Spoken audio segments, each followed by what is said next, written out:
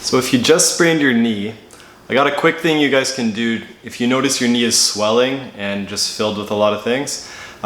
First off, you do want to check with a professional just to make sure there's no fracture or anything like that. But this is just the first thing you can do to just make sure everything is contained. And this also works anytime your knee is swollen. So there's an acronym, they call it rest, ice, compression, and elevation. RICE is the short form for it. And basically what it means is you do all these things that I'm going to show you right now. So the first step you want to do is you want to elevate it, which basically means you want to find something to rest it on. So in my case, I like to use a rolled up pillow like that.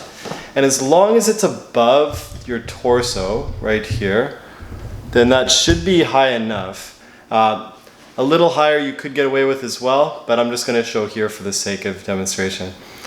And after that, what you want to do is you want to have a cold pack or a bag of ice and a bandage as well. So I'm going to show you guys how to bandage that also. And basically for that, you need to, just going to get a good close-up of this actually. So I'm going to show you here. You want to start with the knee as straight as you possibly can. And that means as straight as it comfortably can be. It might be a little bit bent if you just heard it, and that's okay. The biggest thing you want to do is get a good compression on this. So what you want to do is you want to take a tensor band, one of these things that's stretchy, and then you want to wrap it around your leg, starting with the bottom part. And one key thing here is you want it to stretch. You want it to be stretched tighter, pulled tighter on the bottom part. So you're going to grab that, you're going to wrap around. You might want to move this pillow out of the way while you're doing that. You wrap around, you get a strong layer on the bottom. Obviously it shouldn't be so tough or so strong that your leg is going numb, but make sure it's nice and tight. And that first layer will give you the foundation. Now it's really key that you do that as the first layer. After that, with this, you don't have to be too fancy with the wrapping. The big thing you want is just good compression. You still want to have a good amount of compression all the way through. I'd say if you imagine pulling this thing, you want it to pull it to about 80%. So if this is 100%, me pulling all the way until it can't go anymore, I want to pull to about 80%. And then I want to wrap it around here. And usually I would overlap about 50%. But you really are just going until you get to the end there. But you want to slowly loosen it up on the way up.